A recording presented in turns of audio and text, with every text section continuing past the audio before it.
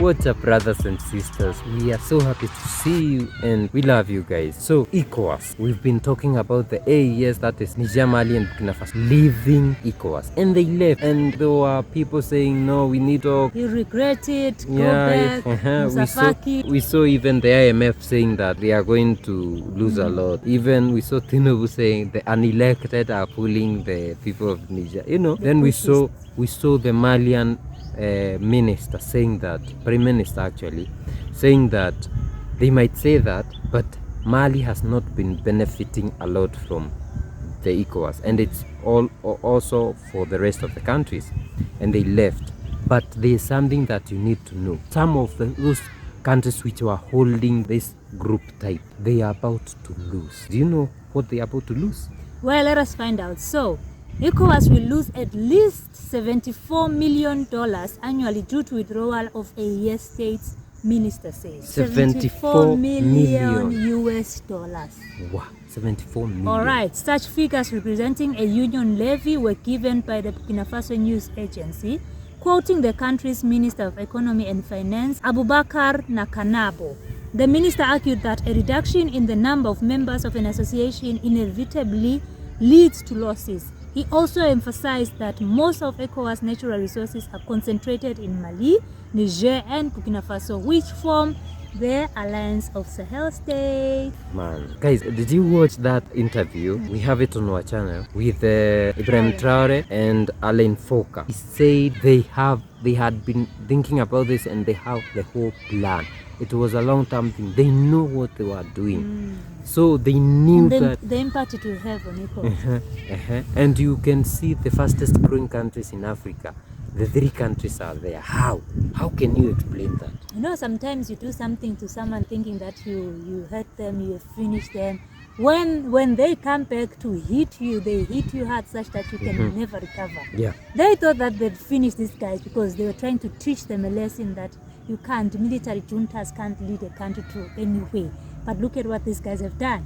We are not from the AES, but we celebrate them.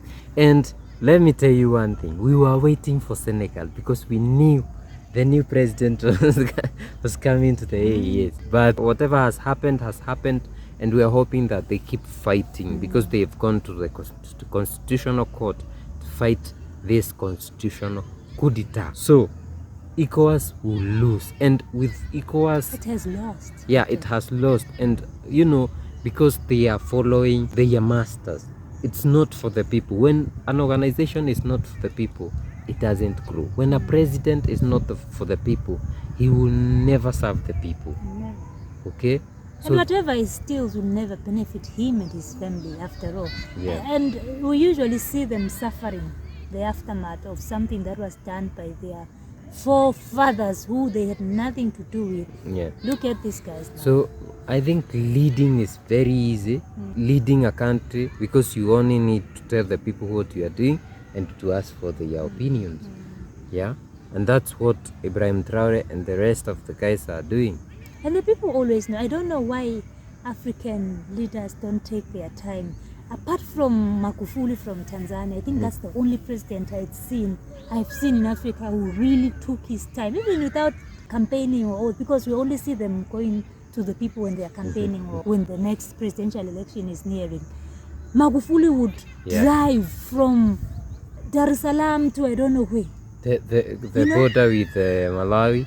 He would drive. He would say that I don't want to use a plane because I need to listen to the grievances of the people on the ground. He would go stopping everywhere. Hey. We used to watch. Yeah, listen to this guy speaking and listening to the grievances of do you remember that was 2020? We used to watch Magufuli whole journey from Dodoma or Dar es Salaam to the very far and Mwanza.